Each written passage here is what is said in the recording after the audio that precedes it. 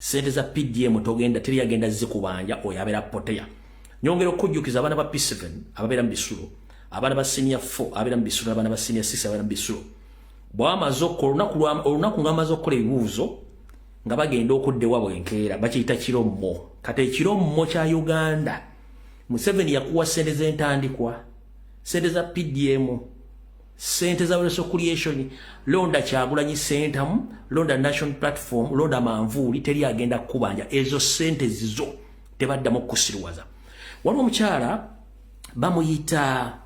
bamuyita Tuhairwa Mase ono ndoza go bakwasa Nyanja Victoria Tuhairwa Mase lekera okutiisa banna Uganda oli mukyala munyarwanda bakuwa omulimu otandika okutulugunya bannansi ku Nyanja Nalubaale gyokwatidde notta n'otugumbula buli kintu ekyatagiza okutugumbula watuuse n'okuba olukuŋŋaana ogamba nti tubadde tubagambye mulonde Museveni era bwe munaalonda Museveni okuva n'olwaleero nga mukkiriza mugenda kuvuba ku nnyanja eyo mpaka wabula mutalonda Museveni we mwakoma oba we tukomyewo tugenda otandikira ennyanja tugenda gibagobako nyabo njala kuga mukyala Mase oba mukyala Mase Tuhairwa njala kubuuza obudde Rwanda butuuse bwe mbange Rwanda mwina ennyanja evaamu ebyennyanja bayita Victoria ddamu yasamirire ku Nyanja Nalubaale ng'ogamba bannansi bannakabala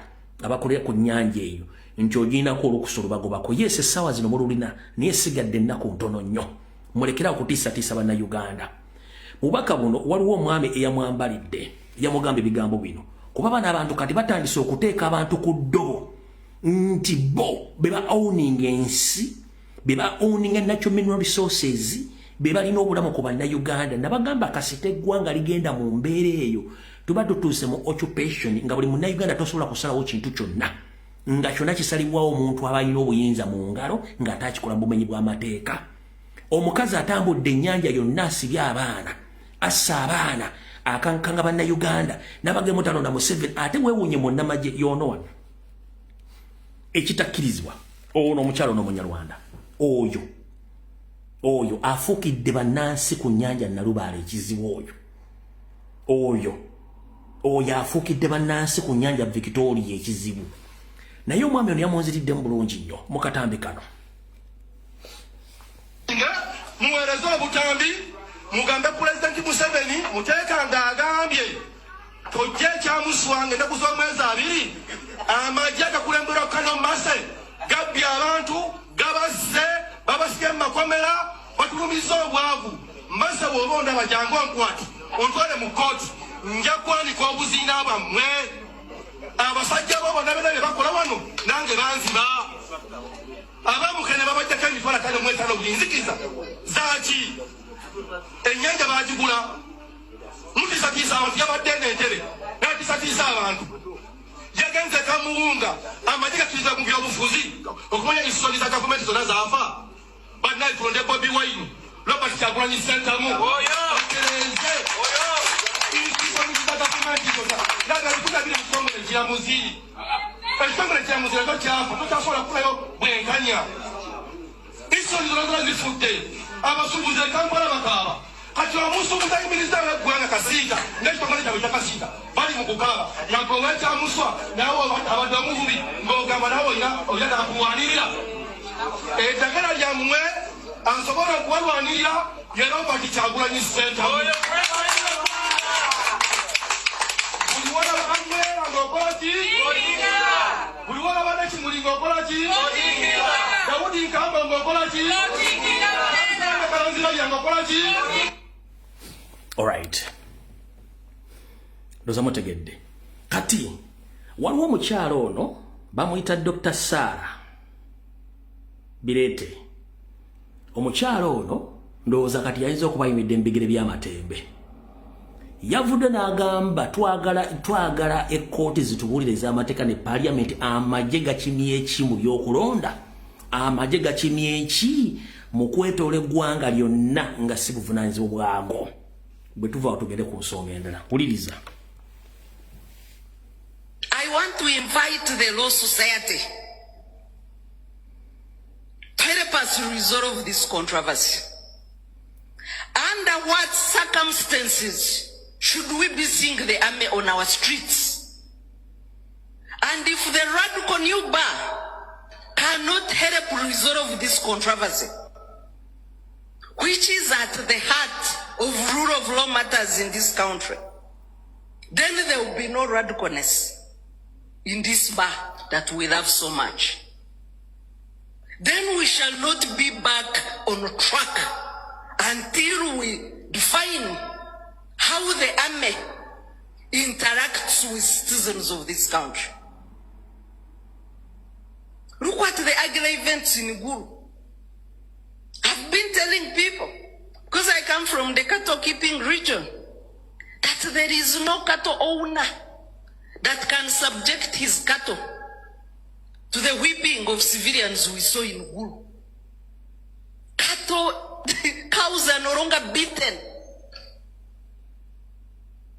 But the army, using, that stick for keeping cattle, for herding cattle, descends on people, members of the opposition, in broad daylight, beat them on camera, and business goes on as usual.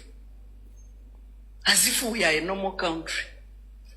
We have been...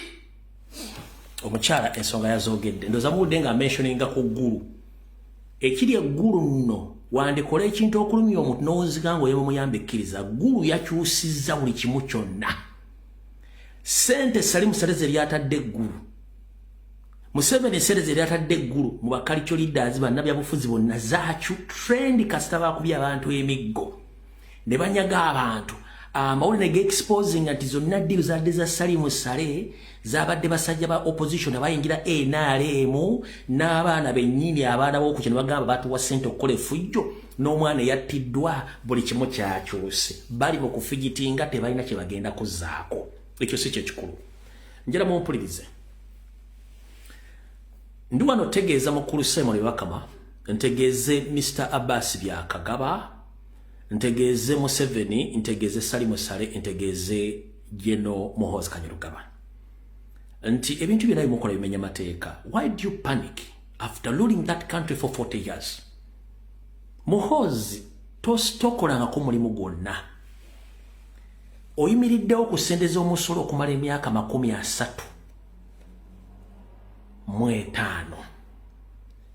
tosabangako mulimu togulangako kintu ku ssente zo bannayuganda bakuliisiza bakunywesezza ojjawa gatise ziragira amajjo okuba bannansi okubatta ojjawa gatise zikwata abantu bateeke mu basement tosabangako mulimu togulangako kintu kyonna abakazi sente z'omwomusolo zikwasiza abakazi kwozaalidde abaana kwokoledde buli kimu kyonna toyina bulamu bwali biseemu nga bannayuganda ojjawo obuyinza obutulugunya n'okukwata bannayuganda kati kambategeeze kino mwena kyembadde temumanyi kikino tebakulimba nti poliisi gye mulaba ye poliisi eyaffe ya bulijjo nno Muhoozi ne kitaawe Salimu Saleze bakyusizza poliisi kati erimu ba SFC bonna buli commandant gola bali mu poliisi kati essaawa zino bonna ba SFC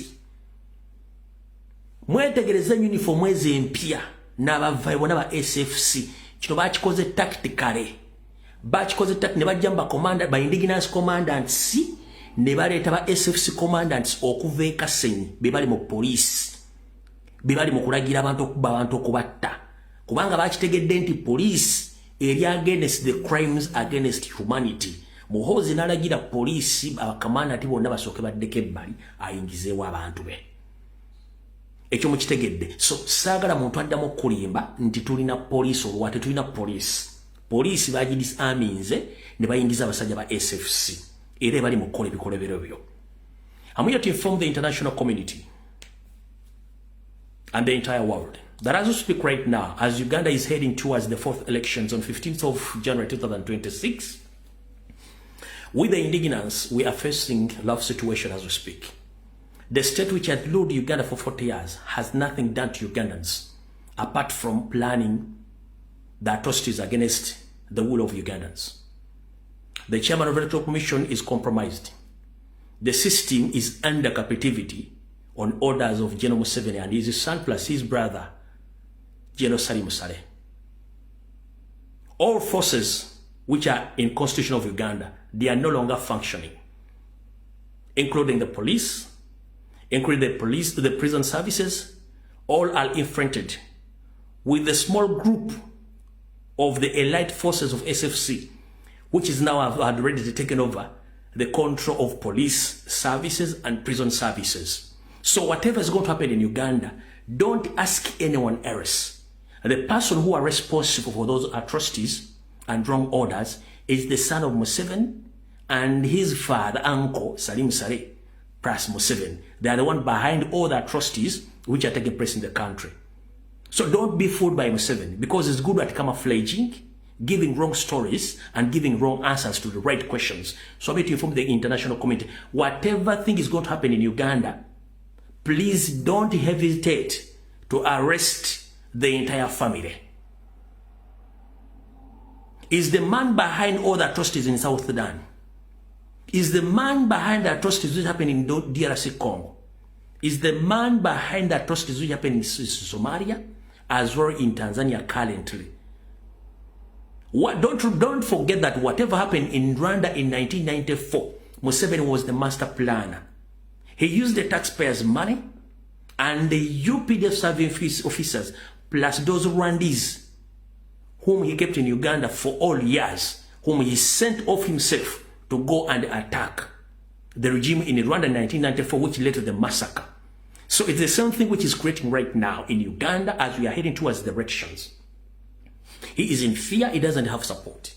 So instead of using the constitutional forces, that is police and prison, he had instead ordered his elite forces of SFC to take over charge of police and prison.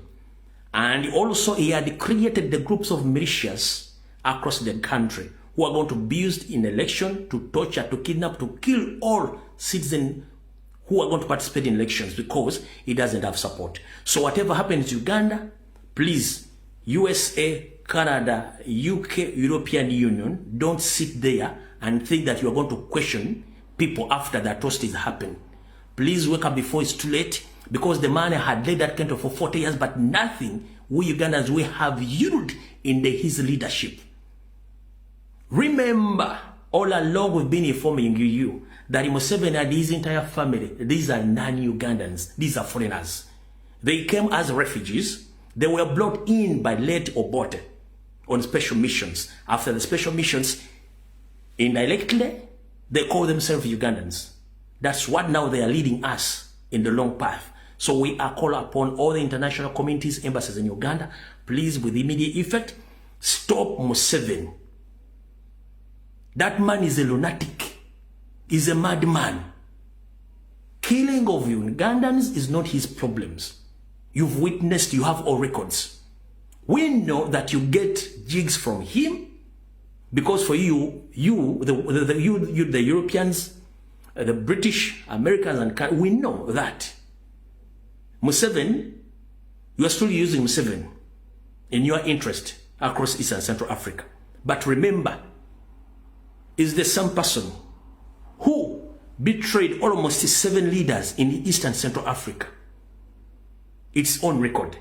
So it's very easy for him to betray Ugandans and cause the second genocide in Africa, because he had already organized militias across the country who are ready to kill Ugandans, and is ready to switch off the power, to switch off internet.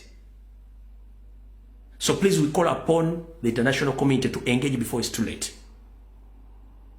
Webaka manjaga dobawa era bajabutegera. So kati gwali ku social media wakugambira nti bulokola posting ofunye video eyo, please video giteke ku social media platform yo, genda wali wagulu mukagirasi otekemo searching erinnya olitaginge video bajja gira buli kimu kyoyagala okola bagenda kiraba.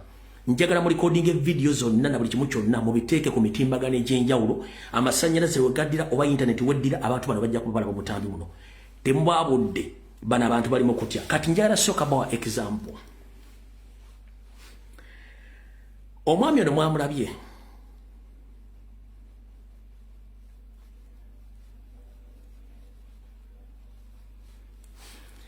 kati basose ne baleeta Chris Magezi n'ayokya ne baleeta Rutuma Kishoke n'ayokya ne baleeta omwami wa poliisi omulala n'ayokya kati ladies and gentlemen Museveni ne Salim Saleh ne Muhoozi balagidde nti kati amagye gagetinge direct involved. They are free to utter any statement to scare off Ugandans. Nchidam Nyandwe Yosoferiti Bahabulwa ne mutabani wa Muhoozi ne Salim Saleh balagidde abamagye bagetinge involved direct in politics n'okusindika message ezitiisatiisa banna Uganda. So you are most likely to see more UPDF officers and SFC coming on TV, on social media, intimidating Ugandans. Kati, bwamaze okwokya bali bonna ne bagamba tukoze tutya. Ne basindika gwe bayita Muhwezi, gwe mwalabya Kalula Amaaso mukulu. Ekizibu kye mulinamu abasajja ba cow mentality. Muddira disabilities zammwe ne muzifuula scare tactics. Omwami ono yazze ku TV ng'ayogera nga akanudda amaaso gaagala mugenda wano. Kati ezo tactics ne Museveni yali azirina previously ng'ateeka ayambala galubindi n'azisika n'aziteeka wano. Kati n'ateekamu amaaso muli ng'ayogera nga akanula amaaso kuti kati baleese ono Muhwezi omusajja wa SFC. Ono gwe mwalabe wa SFC ali stationed e Kasenyi wabula bamulese kati yambadde ekyambalo kyani kya poliisi. Tetuli mu mpaka za kanula maaso mukulu. Ezo inabilities zammwe obulema bwammwe ne mubukozesa okutiisatiisa abantu kubanga oyogera amaaso gakano tukole tutya mukulu. Okanudda amaaso olinga enteesala ebyayi otiisatiisa abantu ku TV olina otuswe tukulinga twembuze niyabitangeesa balaavu oli awo otiisatiisa abantu oli wa SFC. Muhwezi njagala ombuulire watandika ddi okwogerera poliisi. Oletera video ssatu enkadde ng'oyogerera poliisi era ng'oli mu poliisi. Wena olukanudde amaaso wooti ogajja gali kuli oti ne Museveni yabikola lulinga akyali ddiya oba akyali ddireba ne kati mujje all inabilities mu bulema wa mufudde nti mulese muskia tactics okanudde amaaso tetujja biki genda bigambe ennyoko uno uyo.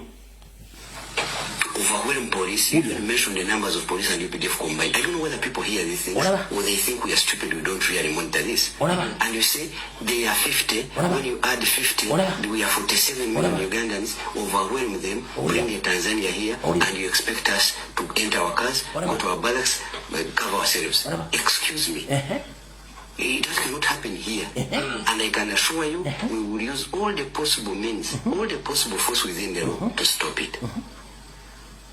That's number one.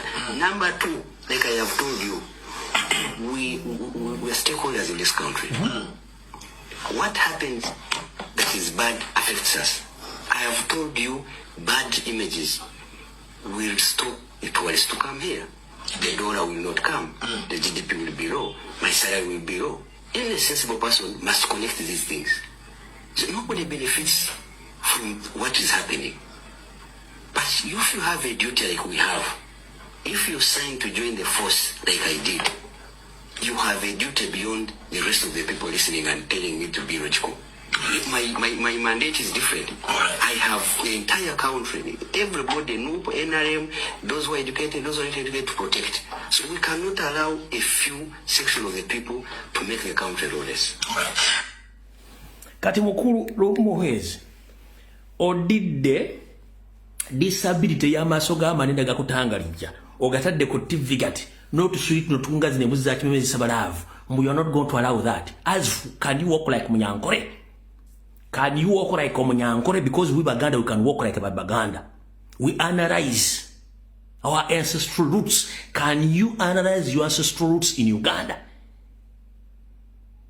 So now you initiated your disability of bringing out big eyes, intimidating Ugandans on national TV. As who? You have stake as who? Can you walk like a Munyankore? Can you show us your father, your grandfather, your grand-grandfather, and your family in Uganda? Bastard. Muni mukutiisatiisa abantu, oli wa SFC, oli mu uniform enkyamu, ozza ku TV, mwogera out of the law nawe kenyini amateeka togama ekisinga okuntama bana abantu bagenda mu physical training nabagambye 80% abasajja bali mu office za police tebamanyi constitution ya Uganda tebamanyi amateeka ne penal code bakolera bintu bagimanyi. Police, you are not even supposed to mention the army anywhere because the army is not responsible for protecting Ugandans during the elections. Army is not supposed. Kati godi dole mabo okanuda masoti. Notuno tulevo tusongo otwa musolini otadeka kakofira. Osobola kutambula ngo munyankole go musajja gwe kusiba. Osobola kwogera kitawo ne nnyoko. Osobola kwogera bajjajjawo ne bwabeera omwo. Because we Uganda we can walk. We analyze or we can introduce to ourselves that amulumbuye, my father is so, my grandfather is here. Negwe tosobola ogambo ina steke kijolina. Tomanyi na mateeka. Owa polisi yogolota ku maji. Mwemulekerawo kutiisa bana Uganda mmwe. Fibintu betwogera tubyogerera mateeka. Ngera kubuuza wafunye di transfer ekujja mu SFC kulete mu police. Under which law? Under which law eyakujje kasenyi mu SFC ekuleto yambala uniform ya police. Mutekaji. Christopher Damu ya Kijambia. Tekaji lyakujja mu uniform.Elyakujja mu uniform ya amaje ngoli jeno ndiri kuleta mu police. Okulya crime intelligence. Tekaji. Tulo musajja tisasa adide disability obulema abutadde ku TV akanga abantu uyo muulide ko overwhelming police. You even mentioned the numbers of police and UPDF combined. I don't know whether people hear these things or they think we are stupid, we don't really monitor this. And you say they are 50. When you add 50, we are 47 million Ugandans. Yes, Muhwezi, you are stupid. Let me repeat it. Yes, Muhwezi, you are stupid. Can you stop someone? Can you stop anyone to analyze the number of UPDF serving officer in Uganda? Can you, there is any article, any law in Uganda which stops or which prohibits any indigenous Uganda to calculate the number of UPDF serving officer? There is any article or any law which stops him or her. Waliwo etteeka mu constitution erigana munda Uganda okwogera ku namba y'amagye agali mu Uganda n'obungi bwago ne gakisobola okukola. Waliwo etteeka. Gwe etteeka kiri akujja Kasenyo gy'oyambala uniform ya police gwa SFC. Teeka kiri ajja geno mu police mulimu geno. Njagala omuntu wana asomya amateeka ku lubalo yakwe muli. Njera mumbuulire mu police mulimu lanka ya geno.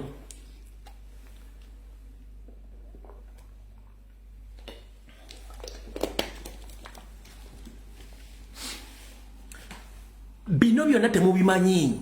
Bana Uganda mbadde green. Teri mu police temuli mulanka ya geno.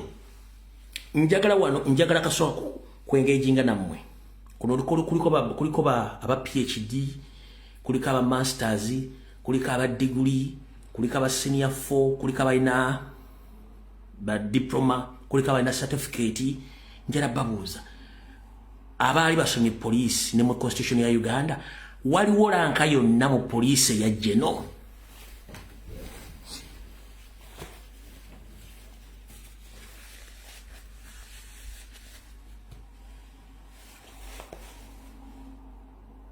Gwanodira Christopher Damu ya Kijambia owa UPDF n'omuleta n'akulya crime intelligence geno.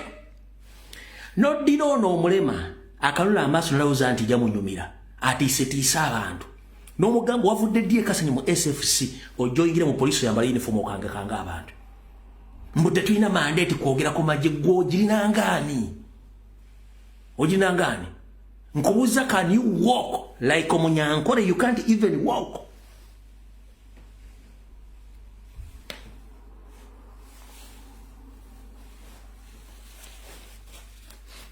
Tosobola kutambula nga Munyankole oli wano yasamirira. Mbusimanyi mbu mwina steke after 40 years ruling Ugandans, we've gained nothing. In a .com era, you still kidnap people. In .com era, you still torture Ugandans. In .com era, you still dig mass graves. And you bury indigenous Ugandans.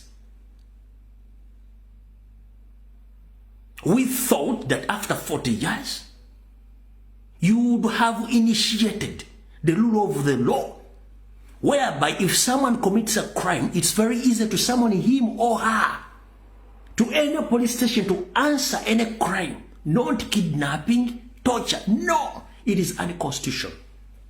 But if you still have that cow mentality of 70s of kidnapping people without any trace, this week, Reverend Father Sekabira, a priest from Masaka, was kidnapped. Up to now is nowhere to be seen. Imagine a man of God, he was kidnapped. And there is another certain lady who was kidnapped. Many of us friends were kidnapped, they are nowhere to be seen. Then you come out bossing around on TV. Under which law? Go solo tambula ngo munyankole gwe.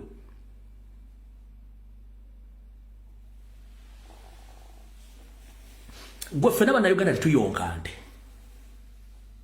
Fena bana Uganda tetuyonka ante. Lwaki? Bogenda okunonyereza mwenna bakwata emigo, same mentality. Oyina mundu okutta omuggo. Oyina pistol, oyina empingo, oyina okutta omuggo. Kubanga mumwakula mmanyi nti okukwata omuggo gwakuba nte. Mukimanyi kyokka. The 56 tribes in Uganda, fenna tukimanyi, we are under occupation. Which occupation is led by Museveni and his group. Some of you are criminals in Rwanda. You ran away in Rwanda. In the 1994 genocide, you are just here sitting in Uganda, gassing around, occupying our space. Mubadde mukimenti abantu abasinga obungi mu gavumenti ya Museveni bebali mu genocide ye Rwanda 1994 bebali mu gavumenti ya Museveni. Ne baddana okusirwaza abantu okutiisatiisa abantu. Kansoke mbabuli mukulu. Constitution ya Uganda tekkiriza musirikale na kwenyigira mu kintu kya kuba muntu wa bulijjo na kwenyigira mu bintu bya habulu. Mbagambe rode before elections edo commission eri competent. Chairman wa Kachiko yandibadde resigninze dda. Akachiko byokonda yakafudde court ekitali mateeka. Kalimwe mutiisatiisa bana Uganda. Mukuliyetize militias ezigenda okuba bana Uganda. Mukaluka. Kati kabali coding buli kimu tujja kifuna tugenda back exposing. Gwe n'otulanga mwine ekintu kimu mu bulamu bwammwe. Mwe tribe yammwe y'abatuusi mwine ekintu kimu. Bw'oba tokompromisinze muntu ogenda motta. As you speak right now, enaku z'omwezi 17. Former Speaker of the Parliament, Liberata Kadaga, bayinza omukubikira olwaleero. Nkiddamu, wetwogera kati Rebecca Kadaga bayinza omukubikira olwaleero. Bubanga afunye chance mulinyise ennyonyi mutwale Nairobi olwaleero. Bamukezza mu case clinic. Nga taasula otaakese Rebecca Kadaga alitwala. Bayinza omukubikira olw'enkya. Nentegezeddwa akawungezi bali mu munoonyeza nnyonyi mutwale Nairobi mu Aga Khan. Ninga bamujje mu maka ge nga biwola ttaka. Nga mutwala mpanga mu case clinic gy'abadde yosaidize kolo. Simanyo baana bwana banke akesi za Aizulu mukama mukingiriza. The same people are poisoning abantu. Kwa mtu wagala muntu akugambako. Lwaki temukkiriza muntu aba challenginga. Twali tusuubira nti this particular moment.com era mugenda ku accepting challenges. Kubanga abantu bachalinge bananyini musolo. Buli kimu agala kikozesa forces. Mwamuloza mumusembayo kubanga mwina amateeka. Mwina monopoly ku violence. Kati mulukurutinza ba militias ba indigenous ba fighting against the same indigenous people. Mwali mukyereruddawa. You creating militias to fight against the indigenous Ugandans. Mwali mukirabyewa. Ngira tugenda mu elections ezo.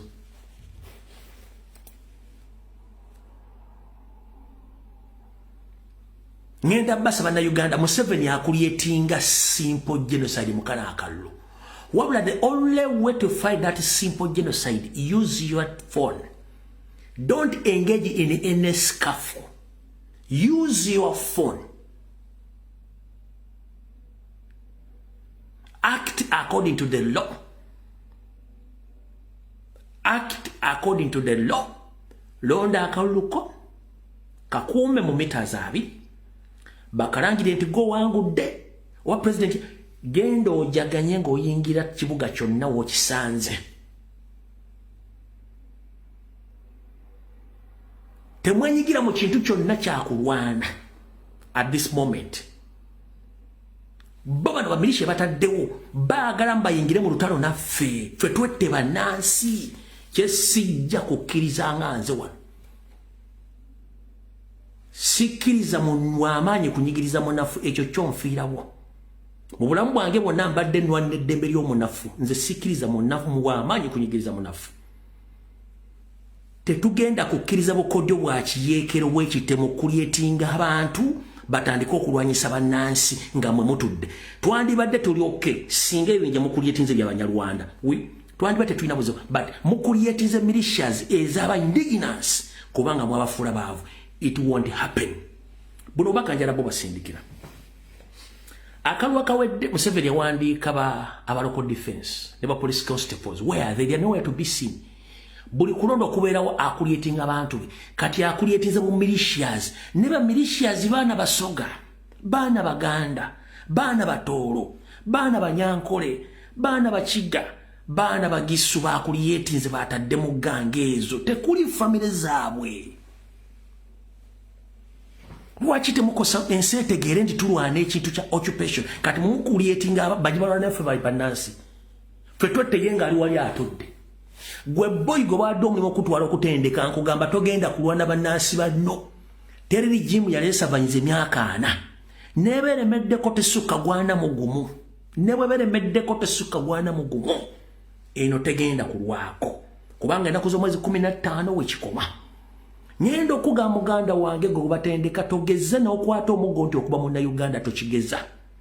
Akikozesa yakutadde mu mbeera ng'olina ebikwogerako otandika okugenda okufuula omukwasi w'omuggo nga wasoma neba tewasoma. Akikozesa ye muntu gwe bawadde ssente ez'okuzimba amalala n'azirya. Akikozesa ye muntu alina ennyumba y'abukadde 10 gwe ennyumba gy'osulamu ya ssente mmeka. Akikozesa alina emmotoka 7 mu parking yard zonna ziri waasi milioni 5 gw'otambuza bigere nga nfuddu ssente za muwa musolo. Akikozesa ye director w'essomero abaana bo gye batasobola kusomera. Akikozesa ye nannyini kiriniki ekuliraanye etunda eddagala eryesereza omuwa omusolo ani agenda okugula eddagala si gwogera ne weewola. Akikozesa si Munnayuganda kubanga ayagala wette. Akikozesa ina ready passport agenda kudduka gogenda sigala wano bannansi ogenda bannyonnyola kinga obudde buddugadde buzze ku bunnaabwo.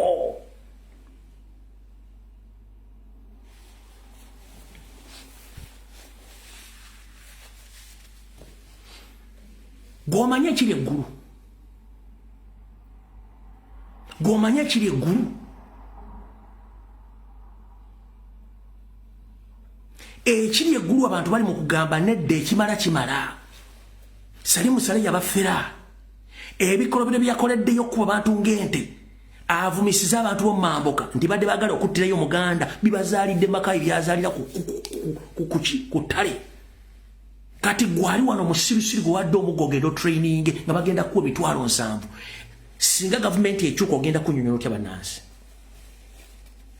Ogenda banyonyola otya? Ogenda banyonyola otya? Nakano kangayiseewo. Bakomrade abali mu struggle njagala nnyo bye muwogera n'okukyusa ensi. Wabula ngenda kugamba obanga tomanyi byabufuzi tokola video gireke teweekaka. Tebakuteeka mu lutalo lw'otamanyi. Bwe mba nga nkoze video nga togitegeera gireke togyogerako. Kubanga nange bwe mukola video sina video gye nkwatamu kubanga sinze nkuwa byogenda okwogera. Naddala nga tomanyi history tomanyi politics video muzireke temuzikola. Nagamba abantu wano okufuna uniform za NRM. Ne mbagamba njabba buli addirwe zigenda okukola. Lwakuba ssaabanyonnyola kyekibatawaanya kati kankunnyonnyole. 1.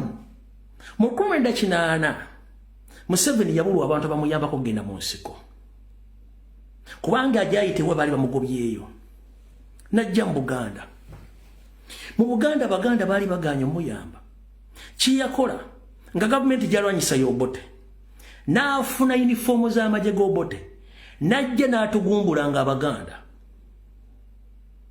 nga akosa uniform zo Obote abaganda bennyini ne baganda najja bagambe wafuna nga uniform za amaje go Obote najje misana n'abatugumbula Museveni kenyini ngamba de uniform zo Obote ekiro yennyini najja ali mu ngoye za bulijjo n'obugoyegoye nabagamba tubage mutuwa bana mwaganye kata basajja Obote bazine babatta abaganda kwe kushitu kuwa Museveni support kubanga yabazanyisa omuzanyo gwe bataategeera kati nawe tokimanyi nti wofuna uniform ya NRM omuzanyo gwe yatuzanya naffe tusobola okugumuzanya tokimanyi gomanya emirundi emekaji bamenye ekitebe kyaffe ne batwala uniform zaffe bade bazuwa ghetto structures okutandika okucreatinga havoc bakituteekeko nti ffe tukola ki tukozesa violence fe banopubeka ennyini egyo emizanyo giri political tojja gitegeera bw'oba totegeera kireke ono politics si waakumala googera njogera with the reference bw'oba tomanyi politics simuleke tokola video tojja kutegeera politics tojja zitegeera bulaza tojja tegeera politics Museveni ofuna support y'abaganda yamala kozesa uniform za Obote natta abaganda bagamba Obote yatusaate kati Museveni yennyini yabatira mu uniform za Obote najja nabagamba muleki nabagamba mpane Buganda kati Obote bamazeewo ne bagamba akatukuwa banesinda buli kimu ne bakimuwa kyonna. That was a well strategic politic in a jungle way. Na wangule mitima gy'abaganda kati gwe boy we kugamba ekigambo nga tokimanyi kisiri kitomanyi politics musigale mbirala temujja bitegeera ate sikaka kutegeera zino video zenkola tojja zitegeera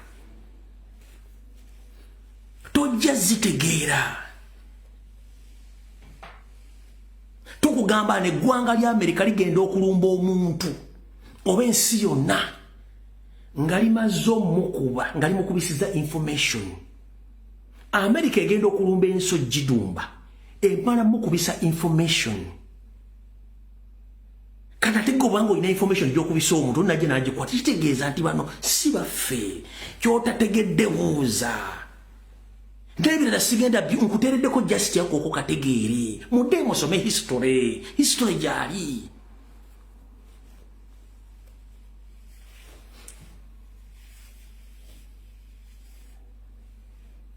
Mudeyo musome history jali omusajja gwe tulwana naye history twamusoma tumumanyi bulungi nnyo tulina muzanyira muzanyo gugwe nnyini waliwo ka video akabadde ku social media okwo nga gayambadde uniform ya NRM kuzunguru yamubuuza owaye kati nga tukulaba oyambadde uniform ya NRM agamba okusurvivinga oyina kwambala uniform ya NRM noyita kuba police oba kuba ba NRM bayitawo naye no mugongo ndi wa nupu n'akyusa uniform eriko nupu genda okanonye kuzungulu kwekalya zi simple as that nimwe nodaawo n'okola video emitumbi negikwereera kubanga totegeera kye bayita politrick ne politics tomusobola kuba temumanyi genda kuzunguluka video kweka era nasire ngamba kitegeeza abaana bano bategeera kye nali mbagamba kitegeeza abaana bategeera kye nali mbagamba kuzungulu ani labe zungulu wa yesterday ani labe zungulu wa yesterday ku Friday ka video kwe kali ku TikTok mugire mukanonye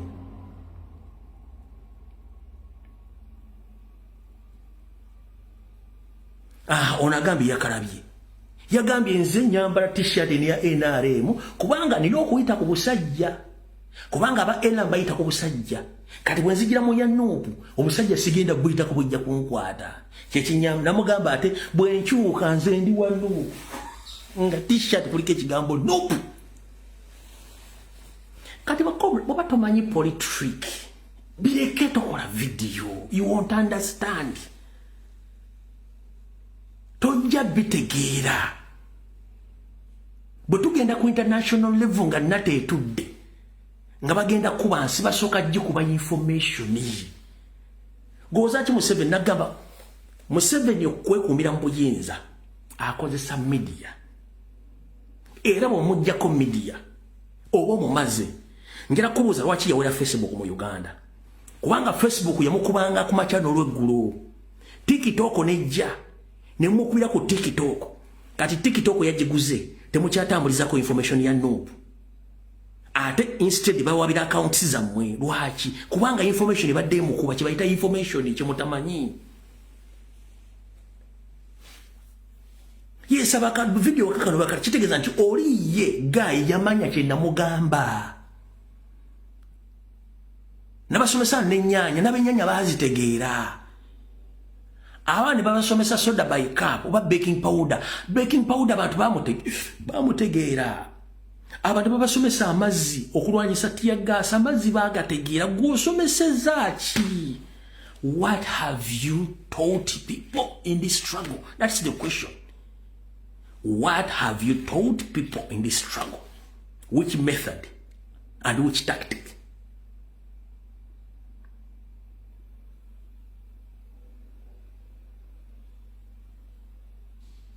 kubanga temanyi history temanyi politics temanyi chichi just ulugwayo kyo tategera wayogedde kino agambibwa no eyo si enkola kyo tategedde kireke oyo bwe tusindike motoka ng'etubidde waliwo ateekako ekifuba waliwo ateekako omukono ogumu waliwo ajebakabo basi nenga fena emu yaffe yakola ki yakujja omotoka eyo ate motoka eyo bwevaawo fena basindise tetugenda girinya driver ne tani boy bagenda fene tusigala olumunga tebatusasudde olumunga tukodde community service that is it era bino byetukola nze nabagamba sina kifo kyenjagala nwanirira gwanga lyange na mirembe kudda mu gwanga sina kyenjagala baboy sina kifo kyenwani kasite gwanga libaamu amateeka buli kimu nga kikola sente z'omuomusolo zikola kizina okukola buli munnayuganda bamutuusaako ekizibu munnayuganda agenda kubanga afuna emirembe afuna okuddibwamu kyenjagala nti bayisiza budget sente zino za ddagala ziguze eddagala yes abaana basomedde bwerere nti yes gavumenti ekuliyetinza emirimu nti yes sirina kyenjagala baboyi gwe tonnumirwa mbwire busagera kundya sina kifo kyengenda gavumenti bwevaako nga Kyagulanyi president toyinza kuddamu kunda ku social media okujja nga nkola kintu kirala naye politics no mba nabivuddemu dda kyenyinza okukola kwe kukita sensitization okusomesa abantu ku ggwanga lyabwe n'ebintu ebirala kyenyinza okukola nebireba politics no basi olutalo luba luwedde kyenjagala mutegeere so saagala mudde mweraliikirire mukole ekintu kimu olutalo nga tugenda kulwana omulabe buli kyakulwanyisa kyonna tukikozesa we use all tactics to win the enemy you understand bwe tubanga tuli nimubanga mulwana n'omuntu yena nga mugenze mu physical battle oba oli omulumye kutu omumenye kugulu omugjeeko kyo omukubyeko badde olutalo luba lutalo teluliko system teluliko formation tekiringa street battle oba street fight tekubaako formation kyonna kyokozesa okuwangula omulabe kyoba okozesa tobuuza okitegera tobuuza nze sikolera muntu nkiddamu I'm not working for anybody here on social media I'm working for people nkolera abantu sikolera muntu nkolera bantu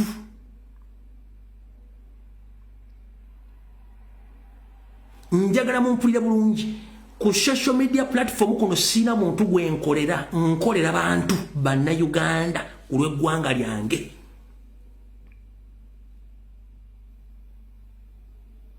nengo omukulembeze wange ye Robert Kyagulanyi Ssentamu kubanga byakkiririza byenzikiririzaamu so sirina muntu gwe ati nkolera gundi no nkolerera abantu nange ng'omuntu kubanga kinkakatako mu ssemateeka wa Uganda okudefendinga constitution ya Uganda okulwanirira eddembe lya Uganda kyekyo so sina gwe nsavinga nti savinga muntu no bw'osavinga omuntu ogenda tambulira ku interest ze n'entoli ze bw'akola ensobi ate ovayo defending ekyo no oyina kutambulira ku constitution na national matters.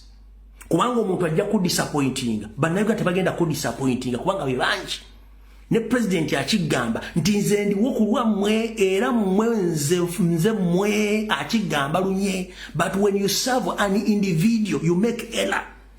It's like NRM, they are serving one person in 7. That's why they're making error. Bakola error to serving interests za gwanga Uganda.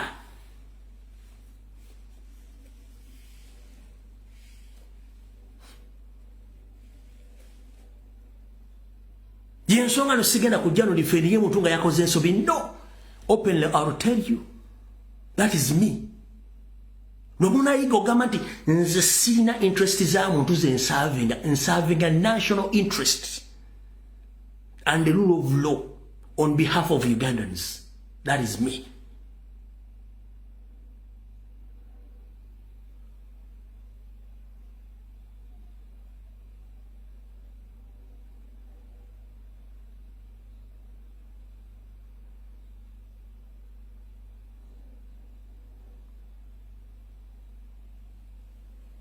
Yes, the president abayogera gati ngenda bwe munfuula president ngenda kuba savinga nga nkola ebintu ABCD kubanga akimanyi sente za muwa musolo ate abantu bakamabe. Abantu abategera mu Uganda singa bali bategera ekigambo protecting their gains kyali kimala mu Uganda inokuda mota supporting Museveni.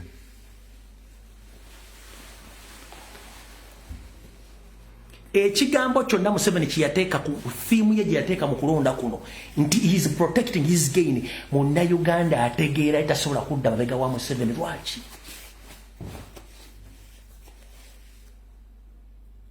Buzo wa NRM yenna ina gwosanze mugambo wai singa tebakuwa sente osobola supporting Museveni. Singa tewabaddewo sente osobola supporting Museveni. Ajja kugamba nedda ngire kufuna sente. Buzo wa Nuupu Kyagulanyi mu supporting akoche ajja kugamba mu supporting kubanga njagala nkyuka ensedde mikono gy'abannansi buli muntu afune mu ggwanga lye as simple as that. Era mulati kulaleza ene bwekutabaako mmere kulaleza ene batagaba sente video bazikola nti afe tuvuddemu fe tuba Nuupu mutumye ne sente se mutu wadde sente simanyi omwana akola posters ku sente zize omwana agula bendera ku sente zize n'agula manvuli ku sente zize n'akola buli kimu ku sente zize because ayagala eggwanga lye n'omukulembeze amukulembedde amwagala kubanga ayimiridde ku mazima. Nkugambye Museveni yatandise okwebuuza omusajja twatuma tasobola kutuuka na bitundu 25 bya campaign kubanga njagala tukkiriziganye ffenna. Bateekawo okuŋŋanya ssente za campaign. Twasembayo kufuna update nga abasente zonna ekibina kyezisolo ziri 1.5 billion Ugandan shillings naye nga twali twetaaga 9.5 billion Ugandan shillings. Kati ye Museveni bwe yalina bambegabe ne president kyebasembayo okwanjula nti 1.5 billion ne bagamba tagenda kumalako. Tasobola kumalako. Nkikuddamu kiwulire mwasonda sente president yali yetaaga 9.5 billion Ugandan shillings. Sente batuze basonda 1.5 billion Ugandan shillings. Kati Museveni bwe yafuna eyo figure n'agamba kolono tasobola kumalako sente tewali. But unfortunately almost tutuse mu 90% za campaign nga buli wamu president atuusewo. Kati bagamba omusajja sente azijjawa nga Museveni akwata 3 to 6 billion parale 3 to 6 billion parale akyatambula. Yali amanyi nti bwakwata ba Eddie Mutwe bakirewo Kivumbi n'akwata ba Waiso Mufumbira ekintu kigenda kuyiika kigaanyi bamwako n'amagezi akwata ebbabi oba akwata abana mwana Kyagulanyi mutte kijja kunafe kigaanyi.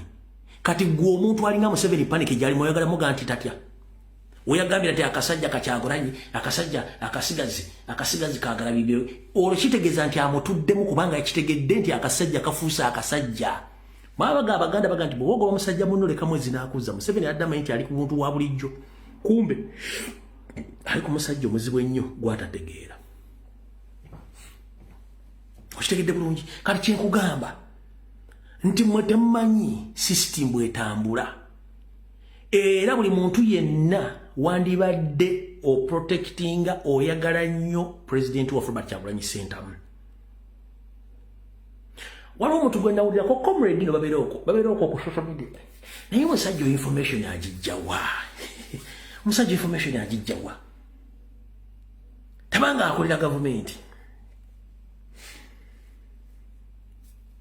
obatunde omuntu nombuuza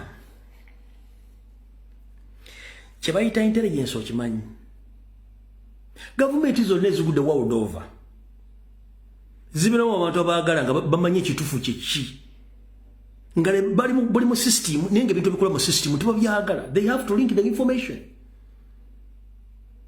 nkuddamu gavumenti zonna world over mubeeramu abantu ng'ebintu ebikola mu gavumenti bakkiriziganya nabyo beba abantu abalinkinga information Museveni mu 8 mune mu 7 yalina mama mbabazi bassa mu kuteesa baani bali mu gavumenti ezo nga bawayo sente balinkinga information Museveni gya besingangako okujja okukola ebikola okuva e Tanzania n'okuyingira ng'Amini tamanyi kubanga yafunanga information okuva mu gavumenti ya Amini ne mu gavumenti y'Obote nafunamu ne sente fenaffe kyo tusubire nti tufunye ba MP abasukka 58 bagenda ko basoloza sente isobola okuyamba system okujjako bagenda kwegala bwegazi okitegera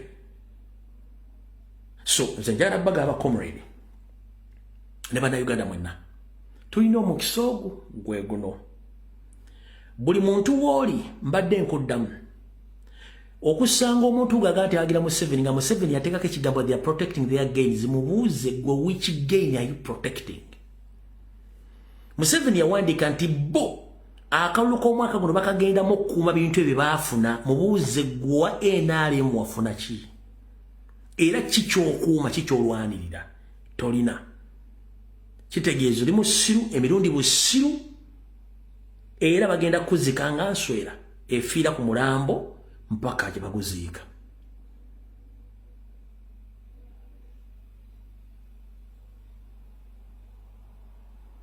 without money there is no Museveni kati abantu abaavu Museveni bye yali bwe bamugoberera eri abaavu bakagubira baga nti tusigala ku Kyagulanyi no matter what abo gye bali no matter what wadde tuli bavu tugenda sigala ku Kyagulanyi tumuvaako ne basonda n'ekikumi n'abaana b'amasomero nga bagenda sigalawo without money there is no Museveni there is no NRM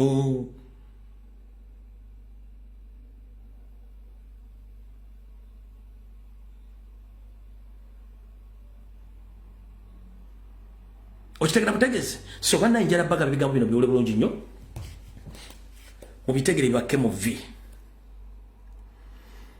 bwe mmala obbalaga oyo omwami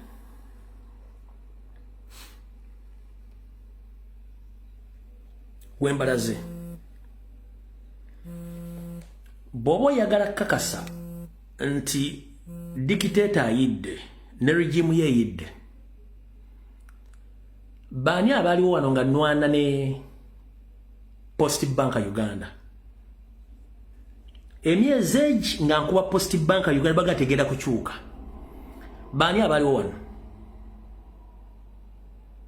njagala abaliwo nga nkuba Post Bank nembaga ntegenda kukyusa amanya naye tebakirangako ku TV mu mpapula zaamu kubanga baali balwana information olw'ensonga nti Post Bank Janet Museveni be bagirimu babbye ssente z'abantu bakuba n'ebicupuli naye kati bakyusa amanya nga tebazilanze wadde ku TV wadde wa ekibalwanya kiki information gye nafulumya nga tebaagala abantu bategeere nti Lumbuye yakuba Post Bank kyembagamba nti bo babaagala kulwanyisa information gye banfulumiza kati mwenna bayita mu Kampala ne walita mu Kampala ne branches za Post waliwo kigambo ki waliwo kigambo ki bali bagiranzeko mawulire officially oba ku TV oba ku radio bali bagiranzeeko kubanga balwanyisa information gye nafulumya oluvannyuma lw'okuba bannayuganda njagala batambula nokuba muzirabyeko nga sinazanya kantu kano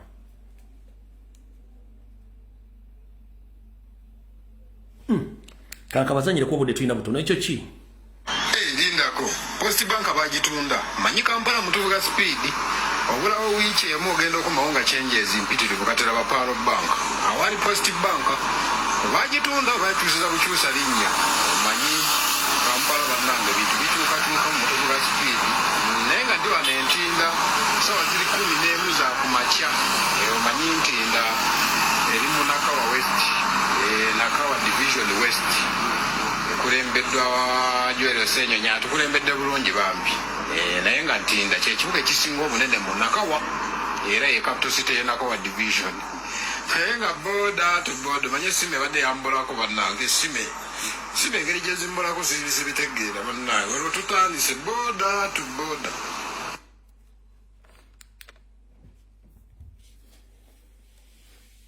ekibayita information ekyokubiri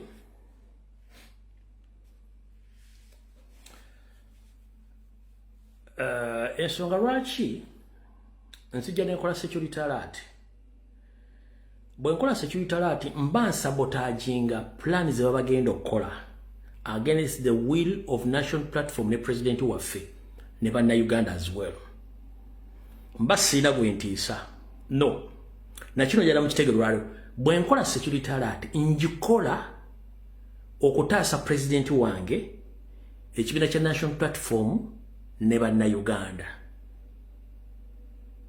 kibanga notification to notify someone goza lwaki oluguudo lubeerako obupande oba kyetuyita signpost lwaki essimu yo eriko notification button lwaki ensa zaakulaakulana zirina silence ezo zibalaga nti wagenda kugwawo ekizibu so security alert is just to alert someone era bwe nzikola ebintu bingi babisazaamu bibadde bagenda okukola ebintu bingi babisazaamu bibadde bagenda okukola not because bate bagenda bikola baba bagenda bikola wabula bw'okyogerako immediately bakisazaamu kubanga tebagenda kulwana information eraga nti obujulizi bwafulumye dda ate bakole ekintu kyekimu mufune obwongo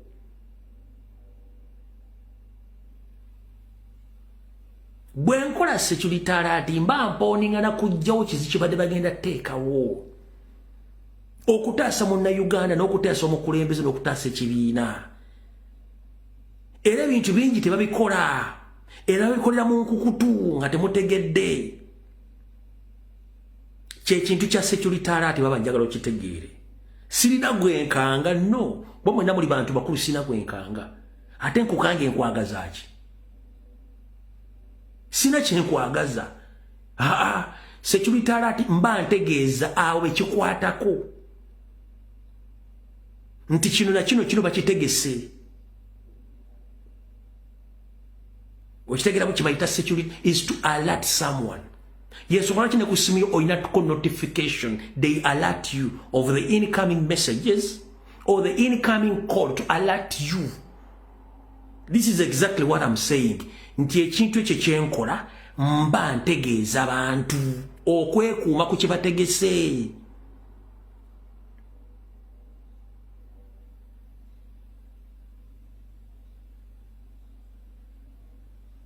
Okitegeera nzola bintu byenkola ne bakomere bala byakola so sinti wokuti sina gwentiisa no kubanga mwena muli abavo yitini bankutiisaako kikomere sina kyenkutiisaako mba ntegeeza bannansi nti kino kigenda kubeerawo bwe batakikola wera ndi good man savings omuntu kubanga bwe kigwawo nga nakyogedde kijja baleetera obuzibu tebagenda kulwana mazima so kinjagadde obbagamba so video njagala gikomya wano mukaba 13 mpeera mwekuume nkiddamu njagala gikomya wano mukaba 13 mpeera mwekuume naye nga nfundikira bantu bo mu Uganda mwenna naddala Kampala mukono wa Kiso Entebbe nchiddamu banna Uganda mwenna mu Kampala mukono wa Kiso Entebbe